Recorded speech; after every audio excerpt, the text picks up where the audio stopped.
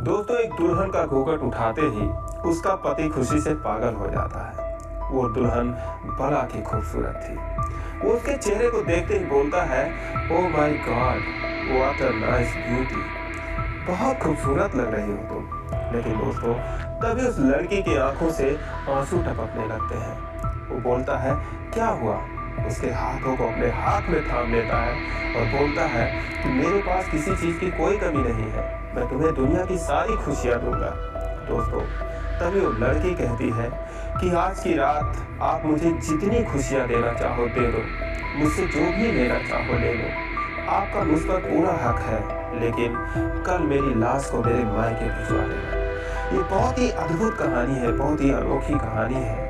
आइए जानते हैं पूरी कहानी इस वीडियो में। लेकिन वीडियो में आगे बढ़ने से पहले बस एक ही रिक्वेस्ट कि आप वीडियो को लाइक कर दीजिए, चैनल को भी सब्सक्राइब कर लीजिए ताकि मेरा हौसला बढ़ता रहे। दोस्तों, ये कहानी है उत्तर प्रदेश के जिला बस्ती की। एक थाना लगता है गौर, और उसी गौर थाना के एक क्षेत्र से 4 लड़कियां रोज कॉलेज की पढ़ाई के लिए बस्ती शहर जाया करती है। वो चारों एक ही उम्र की थी, एक ही गांव की थी, और चारों की स्टडी जो है वो बीएससी फाइनल ईयर में चल रही थी। ये चारों अपने गांव से बस्ती जाती है। बीच में 20 किलोमीटर का रास्ता होता है, और इसी रास्ते में एक नदी पड़ती है, उसका नाम है कुआनो। कुआनो नदी पर एक पुल बना है, और उस पुल की खास बात यह है कि उस पर से जो नज़ारा होता है काफ़ी सुंदर दिखता है। इसीलिए कुछ लोग अक्सर वहाँ पर रुक जाया करते हैं सेल्फी लेने के लिए, यूं ही टाइम पास करने के लिए। उसके अलावा भी उस पुल पर से कुछ मछुआरे अपने कांटे फेंक कर नदी में से मछली निकाला करते थे, फंसाया करते थे। दोस्तों, ये जो चारों लड़कियां होती हैं, ये भी मौज मस्ती करते हुए जाती थी, आती थी, और अक्सर उस पुल पर रुक जाया करती थी। दोस्तों, इसी बीच में मछुआरों में एक नया लड़का होता है जो कि मछली फंसाने में बड़ा माहिर होता है। उसका नाम होता है सोनू निषाद। के चारों में न जाने ऐसी कौन सी खासियत थी, उसके अंदर ऐसी कौन सी कला थी कि वो सबसे ज्यादा ही मछली फंसाता था। दोस्तों, इन चारों लड़कियों में एक लड़की का नाम होता है सीमा सिंह। उसे भी मछली का पकड़ा जाना अच्छा लगता था। एक दिन वो सोनू निषाद के पास आती है और बोलती है कि मुझे भी मछली पकड़ना है। तो सोनू कहता है कि तुमसे गंदा काम कहाँ होगा, तुम दूर ही रहो। तो बोलती है, क्यों? मैं भी मछली खाती हूँ, गंदा क्या है इसमें? तो बोलता है, ठीक है, खड़ी हो जाओ, अभी मछली किसी में फंसेगी तो फिर तुम्हें बताऊंगा। तो मुश्किल से 5 मिनट के भीतर एक मछली उसके कांटे में फंस जाती है। उसको देखते ही सोनू बोलता है, अरे खींचो खींचो, फंस गई इसमें। दोस्तों, सीमा जो है वो खींचने लगती है। चूंकि मछली थोड़ी बड़ी थी, वो अपनी तरफ जोर मारती है, अपनी तरफ खींचती है। तो बोलती है, अरे तुम भी खींचो, नहीं तो तुम्हारी मछली भाग जाएगी। दोस्तों, सोनू और सीमा ये दोनों मिलकर मछली निकाल देते हैं। सीमा को बहुत मजा आता है, फिर वो अपने घर चली जाती है। दोस्तों, सीमा तो मछली निकालने के बाद चली जाती है, लेकिन जो सोनू निषाद होता है उसका खेल यहीं से खराब हो जाता है। दोस्तों, उसके ख्यालों में खो जाता है, क्योंकि मछली निकालते वक्त कभी सीमा का हाथ उसके हाथों में, कभी उसका हाथ सीमा के हाथों में। तो इस तरीके से जो स्पर्श था उससे वो उसके ख्यालों में खो जाता है। रात भर उसके बारे में सोचने लगता है। दोस्तों, अगला दिन होता है। सुबह सुबह वो डोरी अपने कांटे लेकर पुल पर पहुंच जाता है। अब ये लोग पढ़ने के लिए जब जाती हैं, देखती हैं कोई नहीं, वो अकेला है। तो उससे बोलती है, तुम सुबह सुबह आ गए, आज तो अभी कोई नहीं यहाँ पर है। तो बोलता है, हाँ आ गया। तो बोलती है, अच्छा आते टाइम मैं मछली पकड़ूंगी, लेकिन जाना मत। तो बोलता है, ठीक है, नहीं जाऊँगा। तो बोलती है, ठीक है, जाना नहीं। बोलता नहीं जाऊँगा। दोस्तों, कहाँ जाने के लिए आया ही था, इसीलिए तो आया ही था। फिर वो वापसी में आती है 3 बजे। चारों लड़कियां दौड़ के उसके पास आती है, बोलती है कि बताओ किसमें फंसी है। दोस्तों, पहले से जो मछली फंसी हुई थी, सोनू ने उसे निकाला ही नहीं था, वो सीमा का इंतजार कर रहा था। बोलता, देखो उसमें फंसी है, अभी अभी फंसी है। वो 1 निकालती है, 2 निकालती है, तीसरा निकालती है।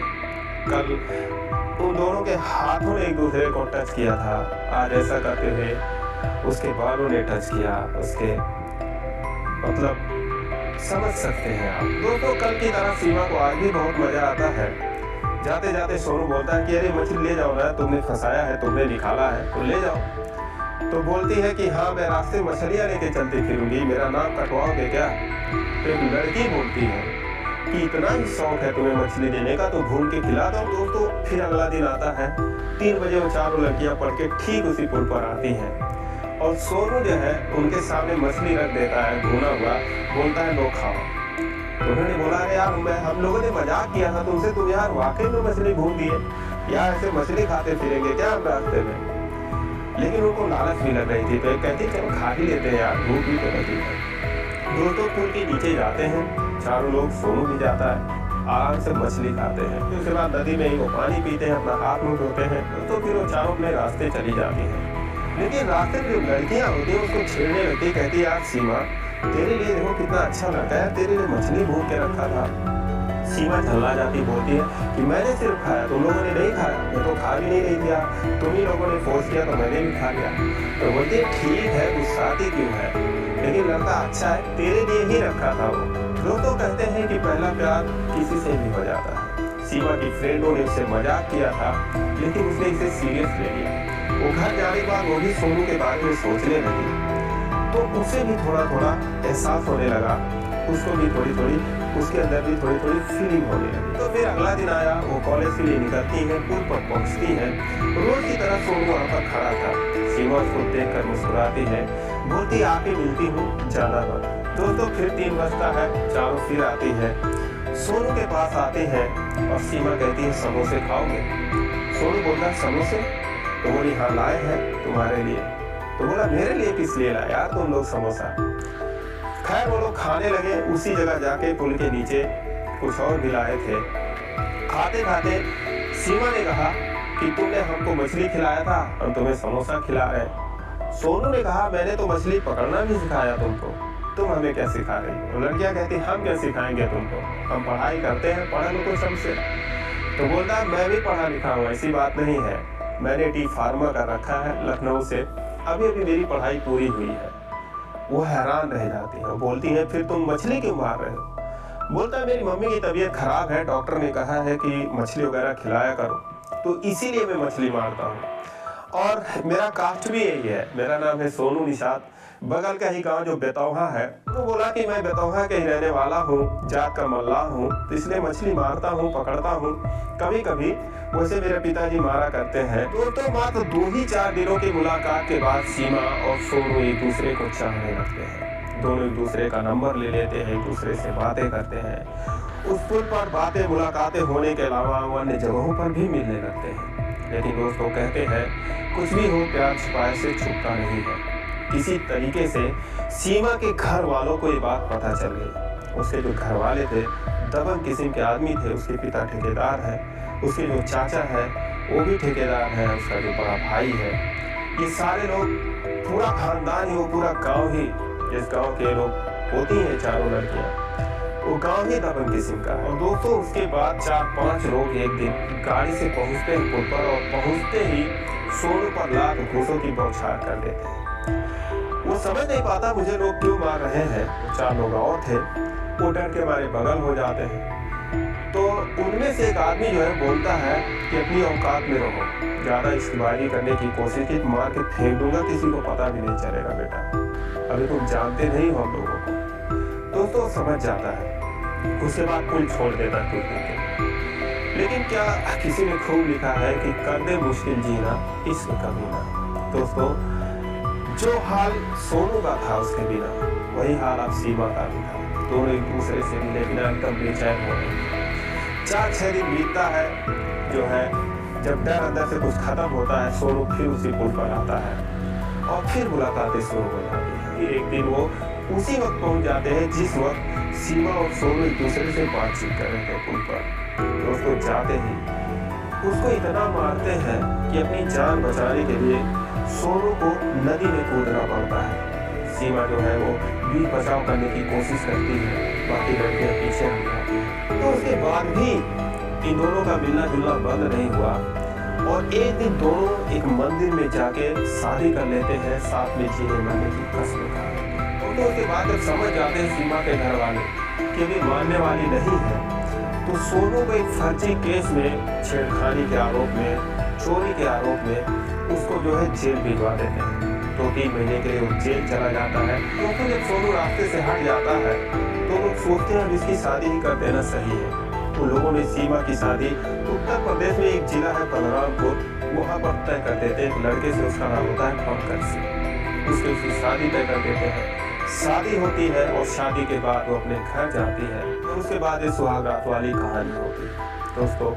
उसके बाद पंकज उसको बहुत धमकाता है कि तुम्हारी हिम्मत कैसे हुई और इतना खर्चा करके तुमको ब्याह करके लाए हैं, तुम क्या सोचती हो इतनी आसानी से तुमको मरने देंगे? तुमने जो भी किया है उससे मुझे कोई मतलब नहीं है, लेकिन अब तुम मेरी हो और अगर ऐसे नहीं रहोगी तो फिर कैसे भी करके तुम्हें रखेंगे, लेकिन तुम्हें मेरे पास ही रहना पड़ेगा। दोस्तों इतना सुनते ही वो बोली कि तुम जो भी कर लो कभी ना कभी तो मुझे अकेला छोड़ोगे और उसके बाद मैं अपनी जान दे दूंगी।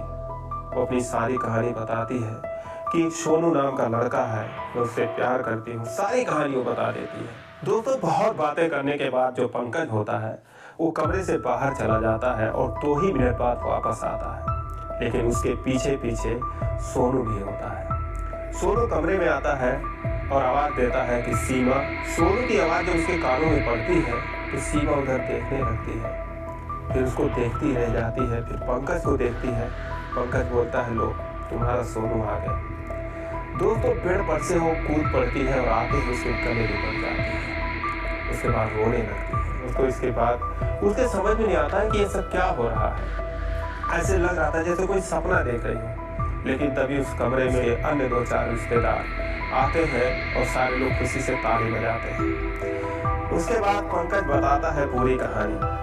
अब सीमा के समझ में नहीं आता है सब क्या हो रहा है, क्या उसके साथ कोई चाल चली जा रही है, सब क्या हो रहा है, लेकिन पंकज उसके बाद सारी कहानी बताता है। तो उसी दिन सोनू जो है वो जमानत पे घर आता है, शादी वाले दिन ही, और उसके बाद उसके कार्ड में उसका एड्रेस पता देखता है तो वो सीधा बलरामपुर पहुंच जाता है गाड़ी बुक करके। वहाँ जब देखता है तो जो पंकज होता है लखनऊ में उसके साथ ही पढ़ता है, वहाँ जाता है तो पंकज भी हैरान हो जाता है, यार मैंने तो इसको बुलाया नहीं था, मेरे कुछ दोस्त आए जरूर है लेकिन मैंने इसको बुलाया नहीं था, कहाँ से आ गया, कैसे आ गया?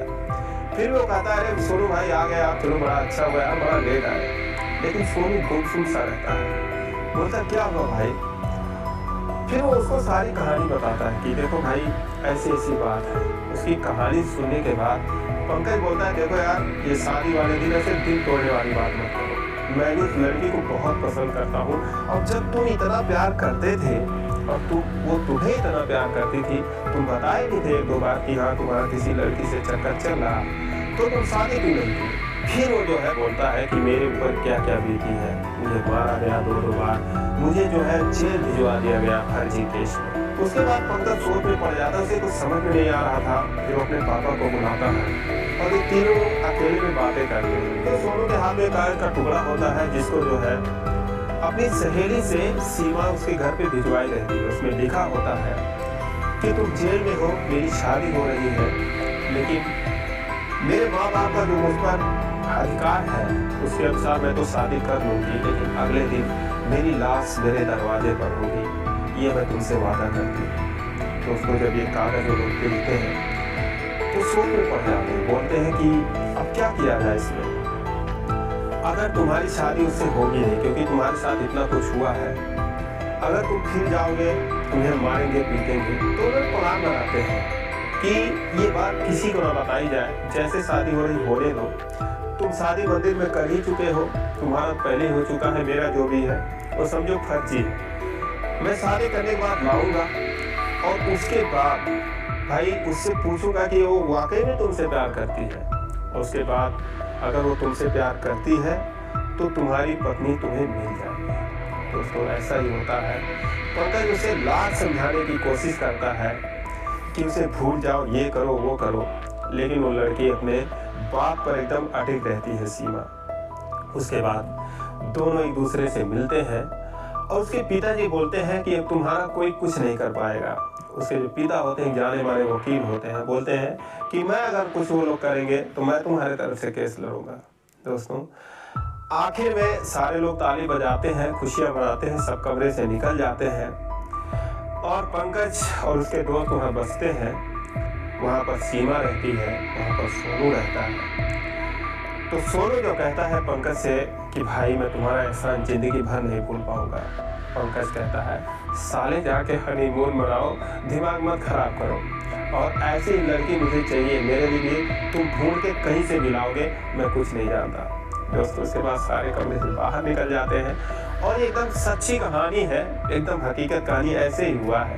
2021 की ये कहानी है, लेकिन अक्सर ऐसी कहानियाँ ना तो मीडिया में आती है ना तो पेपर में आते हैं। मुझे ये पता चली, मुझे लगा आपसे शेयर करना चाहिए। आप भी कमेंट करके ज़रूर बताएं ये कहानी कैसी लगी, और जरा से भी अच्छी लगी हो तो आप चैनल को सब्सक्राइब करना, वीडियो में लाइक करना। फिर मिलेंगे अगले वीडियो में, तब तक के लिए जय हिंद।